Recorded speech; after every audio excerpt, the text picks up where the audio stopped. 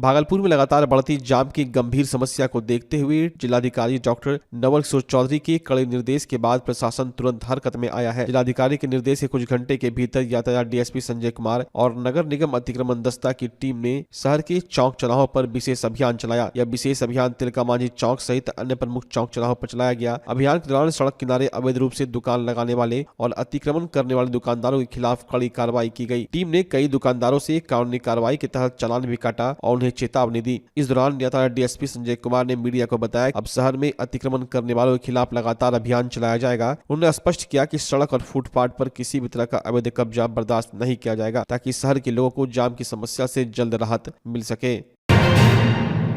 भागलपुर के शाहकुंड थाना क्षेत्र में बुधवार उस समय सनसनी फैल गई जब स्थानीय लोगों ने एक तालाब में युवक का शव देखा। सूचना मिलते ही पुलिस मौके पर पहुंची और शव को बाहर निकालकर मृतक की पहचान खैरा गांव निवासी मोहम्मद राजा के रूप में हुई है। परिजनों के अनुसार मोहम्मद राजा 5 दिन पहले अपने ससुराल से घर के लिए निकले थे, लेकिन घर नहीं पहुंचे। खोजबीन के बाद भी जब उनका कोई पता नहीं चला तो उनकी मां सबीना खातून ने थाने में गुमशुदगी की रिपोर्ट दर्ज करवाई है। मोहम्मद राजा मजदूरी कर अपने परिवार का भरण पोषण करता था। अचानक इस तरह मौत की खबर से परिजनों में कोहराम मच गया। परिवार ने युवक की हत्या की आशंका जताते हुए मामले की निष्पक्ष जांच की मांग की है। पुलिस ने सबको पोस्टमार्टम के लिए भेज दिया और मामले की तफ्तीश में जुट गई। पुलिस का कहना है कि पोस्टमार्टम रिपोर्ट आने के बाद ही मौत के सही कारणों का पता चल पाएगा। कैसे क्या घटना घटा है?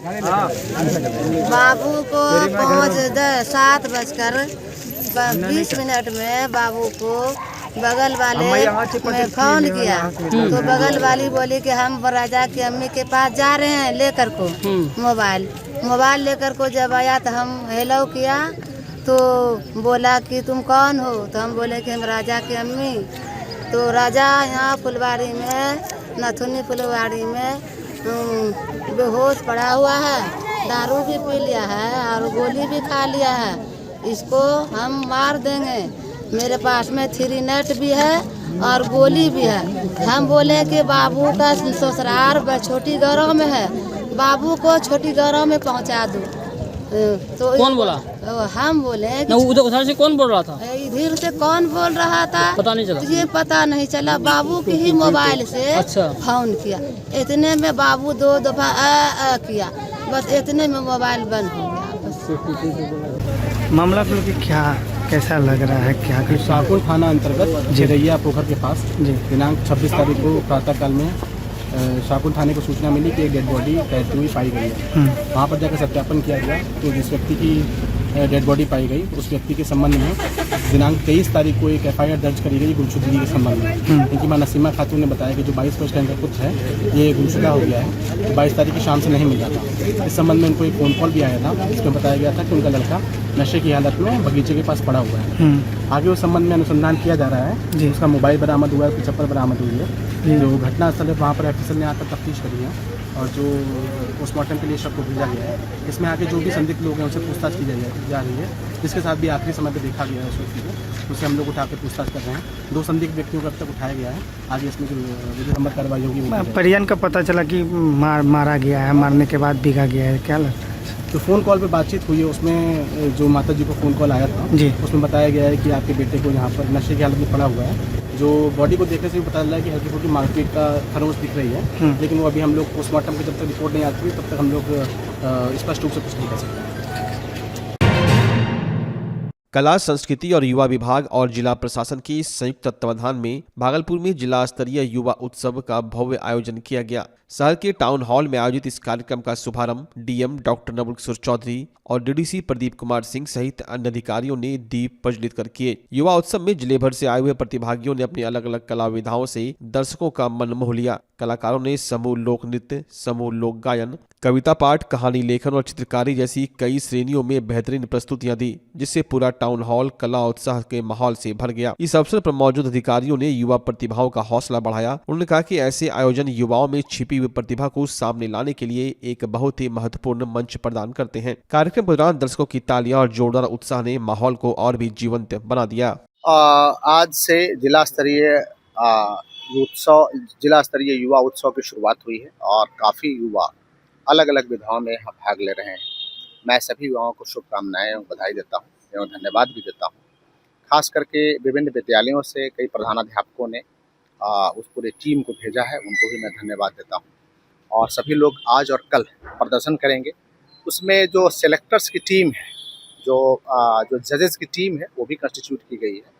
जजेस उनको सेलेक्ट करेंगे और फाइनल फिर हम लोग उसको उनकी रैंकिंग भी करेंगे और उन्हें यहाँ पे चूज करके उसकी लिस्ट को भी हम लोग स्टेट को भेजेंगे, ताकि राज्य स्तरीय जो प्रतियोगिता होती है वहाँ भी इन लोगों को बुलाया जा सके और बुला करके जो बेस्ट परफॉर्मर हैं उनको सम्मानित किया जा सके। यूपी के ग्रेटर नोएडा में आयोजित राष्ट्रीय आर्म बॉक्सिंग चैंपियनशिप में भागलपुर के खिलाड़ियों ने जबरदस्त प्रदर्शन करते हुए बिहार और जिले का नाम रोशन किया। 21 से 23 नवंबर तक चली इस प्रतियोगिता में बिहार के कुल 3 खिलाड़ियों ने हिस्सा लिया और तीनों ने ही स्वर्ण पदक जीत कर इतिहास रच दिया। मिस्टर कुमार ने 86 किलो भार वर्ग में स्वर्ण पदक, आयुष कुमार ने 80 किलो भार वर्ग में स्वर्ण पदक, कन्हैया कुमार ने 60 किलो भार वर्ग में स्वर्ण पदक प्राप्त किया। कोच साजन कुमार ने इस शानदार सफलता पर खुशी जाहिर करते हुए बताया कि तीनों खिलाड़ी पिछले 1 साल से Sajaur knockout martial art club में लगातार कठिन प्रशिक्षण ले रहे थे। उन्होंने कहा कि यह जीत उनके मेहनत, अनुशासन और निरंतर अभ्यास का ही सीधा परिणाम है। क्लब से जुड़े विजय यादव ने इसे भागलपुर के लिए गर्व का क्षण बताया। उन्होंने कहा कि जिले के खिलाड़ियों में अपार प्रतिभा है, उन्हें सही मार्गदर्शन और मंच मिलने पर वे राष्ट्रीय स्तर पर लगातार चमकते रहेंगे। उन्होंने यह भरोसा दिलाया खिलाड़ियों को हर संभव मदद की जाएगी। हमारे खिलाड़ी ने नेशनल चैंपियनशिप में 3 गोल्ड मेडल जीत कर आए हैं और 21 से 23 तक ग्रेटर नोएडा में जो नेशनल चैंपियनशिप हुआ उसमें, और हमारे खिलाड़ी मेरे ही क्लब में सजौर में नॉकआउट मार्शल आर्ट क्लब के नाम से एक क्लब है जिसमें हमारे लोग बच्चे मतलब वहाँ पर ट्रेनिंग करते हैं और काफ़ी मेहनत कर रहे हैं। पर हमारे पास बाकी राज्य के जैसा सिस्टम नहीं है, फिर भी हमारे बिहार के बच्चे ऐसे किसी तरह मेहनत करके हम गाँव घर से बच्चे लोग को उठा करके किसी तरह उसके लायक बना करके बच्चे लोग को उसके लायक बनाते हैं। बिल्कुल, मैं बधाई देना चाहूँगा जो कि ये खिलाड़ी भागलपुर जिले एक गांव से आते हैं और गांव से निकल के यदि कोई बच्चे यूपी जैसे राज्य में जाके खेलते हैं, वो भी नेशनल, क्योंकि यूपी में 4th नेशनल चैंपियनशिप जो हो रहा था बॉक्सिंग का, उनमें जो है इन लोगों ने गोल्ड मेडल जीत के आया हुआ है। इन लोगों को मैं ढेर सारी शुभकामनाएं देना चाहता हूं और पूरे भागलपुर जिले वासियों का इन्होंने नाम रोशन किया है। पूरा भागलपुर वासी इनके साथ है और सबकी शुभकामनाएं हैं कि आप आगे बढ़े, इसी तरह आप चैंपियनशिप बनते रहिए। आप अभी तो नेशनल आप जीत के ले आए हैं, हम लोग की कामना है कि आप इंटरनेशनल खेलें। हम लोग का सपोर्ट हमेशा आपके साथ है। क्या लगता है कि आर्म्स बॉक्सिंग का जो एसोसिएशन है बिहार में और खासकर भागलपुर में अब किस तरीके से क्या काम नहीं कर रही है तो मुझे अच्छी तरह से पता नहीं है, लेकिन आने वाला समय में मैं चाहूंगा कि जो भागलपुर के प्लेयर है, जो भागलपुर में खेलने वाले प्लेयर हैं और जो अच्छे खेलते हैं, और आपने देखा होगा कुछ दिन पहले ही भागलपुर में स्टेट लेवल का एक चैंपियनशिप हुआ था जिसमें बहुत सारे पूरे बिहार से जो यहाँ पे बच्चे आए थे खेलने के लिए। तो वैसे उस तरह यदि भागलपुर ऑर्गेनाइज करता है तो यहाँ का एसोसिएशन भी उसी तरह मजबूत होनी चाहिए ताकि बच्चों को सपोर्ट मिल सके। जब तक बच्चों को सपोर्ट नहीं मिलेगा तो बच्चे आगे नहीं बढ़ सकते हैं। तो मैं चाहूँगा कि एसोसिएशन में जो भी लोग हो, चाहे बिहार स्तर के हो या राज्य स्तर के हो, हर बच्चे को वो सपोर्ट मिलना चाहिए, वो ट्रेनिंग मिलना चाहिए ताकि वो नेशनल इंटरनेशनल गेम खेल सके। और यहाँ के बच्चों में प्रतिभा की कमी नहीं है, बस कमी ये है कि उसको निखारने वाला लोग नहीं है। उसको निखारिए तो बच्चे प्रतिभा अपना दिखाएंगे। आज जो है बच्चे गोल्ड मेडल जीत के आपके पास आए, कितनी खुशी है? बहुत खुशी है कि बच्चे ने गोल्ड मेडल जीता और डायरेक्ट मेरे पास आया इन्होंने, और मुझे बहुत अच्छा लगा कि इन लोग मेरे पास आए हैं। और मैं हमेशा इन लोगों का सपोर्ट करता हूँ। प्लेयर चाहे कोई भी हो, चाहे क्रिकेट हो, बॉक्सिंग हो, फुटबॉल हो, हर प्लेयर के लिए मैं हमेशा खड़ा हूँ और खड़ा रहूंगा। भागलपुर में श्रीनिधि इंटीरियो में आ गया है सीजन का सबसे धमाकेदार ऑफर। हर प्रकार के फर्नीचर आइटम की खरीद पर भारी छूट। महादेव टावर में स्थित श्रीनिधि इंटीरियो में एक ही जगह मिल जाते हैं sofa, dining set, bed, wardrobe, cupboard, dressing table, office furniture और प्रीमियम मैट्रेस की पूरी रेंज। साथ ही यहां से आप customise sofa, wardrobe, modular kitchen भी बनवा सकते हैं। यहां लेमिनेट्स और डेकोरेटिव आइटम्स के लेटेस्ट कलेक्शन भी उपलब्ध है। डेकोरेटिव आइटम में आर्टिफिशियल प्लांट, कारपेट और फर्निशिंग आइटम जो आपके घर को देगा शानदार लुक। तो अभी चले आइए और मिल रहे शानदार ऑफर का लाभ उठाएं। पता है श्रीनिधि इंटीरियो, महादेव टावर, खलीफाबाग, भागलपुर। त्योहारों और लगन के मौके पर महंगाई को दीजिए मुंहतोड़ जवाब। जी हां, त्योहारों और लगन के मौके पर सबका फेवरेट कॉब लेकर आया है नया डिजाइन और ताजा स्टॉक, वो भी शानदार ऑफर के साथ। जी हां, बाय 1 गेट 3, बाय 2 गेट 6 और सबसे धमाकेदार, कोई भी जूता ले जाएं सिर्फ 800 में। यहाँ आपको मिलता है formal shirt, pant, cotton pant, jeans, T shirt, casual shoes और साथ ही एसेसरीज की शानदार रेंज। तो स्टाइल पर नहीं पड़ेगा भारी महंगाई। ये है कॉब का वादा। हमारा पता है DN Singh road, Kharmanchak, Hariom Lakshmi Narayan jewellers के बगल में भागलपुर। कॉब फैशन का नया अंदाज अब हर किसी के पहुंच में। भागलपुर का पहला NABH मान्यता प्राप्त अस्पताल ओम ENT एंड मैटरनिटी हॉस्पिटल। यहाँ मिलती है कान, नाक, गले और मैटरनिटी संबंधित अत्याधुनिक सुविधाएं। यहाँ ब्लडलेस और दूरबीन विधि, एंडोस्कोपी, ब्रोंकोस्कोपी और मॉड्यूलर ऑपरेशन थिएटर की सेवाएं 24 घंटे उपलब्ध है। साथ ही यहाँ ऑडियोलॉजी और स्पीच थेरेपी की भी सुविधा उपलब्ध है। महिलाओं के लिए मॉड्यूलर लेबर टेबल और सिजेरियन सेक्शन टेबल के साथ 24 घंटे संपूर्ण मैटरनिटी की सुविधा उपलब्ध है। साथ ही यहाँ बांझपन के इलाज के लिए सेवाएं उपलब्ध है। हमारे यहाँ कैशलेस सुविधा उपलब्ध है। हमारा लक्ष्य आपकी सेहत और सुरक्षा। ओम ENT एंड मैटरनिटी हॉस्पिटल, हर कदम पर आपके साथ।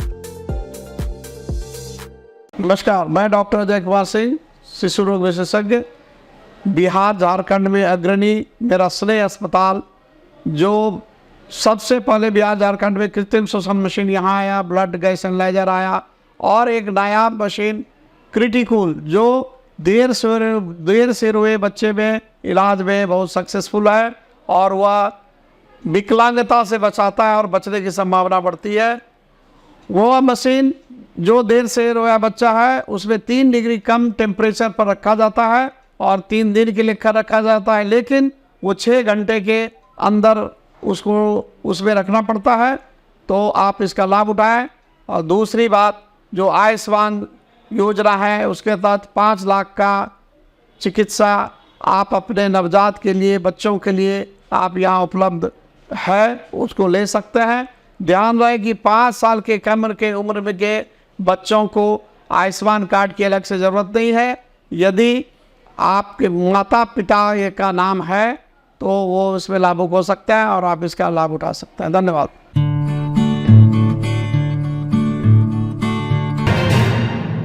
सुल्तानगंज थाना क्षेत्र के कासिमपुर गांव के पास NH 80 पर एक बड़ा सड़क हादसा हो गया। यहां एक ओवरलोड ट्रक चालक ने अपना संतुलन खो दिया, जिससे ट्रक नाला तोड़ता हुआ पलटी मार गया और गड्ढे में जा गिरा। हादसे में ट्रक चालक नंदन कुमार, जो सहरसा के रहने वाले हैं, घायल हो गए। उन्हें तुरंत इलाज के लिए सुल्तानगंज रेफरल अस्पताल लाया गया। घटना की जानकारी मिलते ही सुल्तानगंज थाना पुलिस मौके पर पहुंची और घायल ड्राइवर की स्थिति का जायजा लिया। पुलिस अब हादसे के कारणों और परिस्थितियों की जाँच में जुट गई है।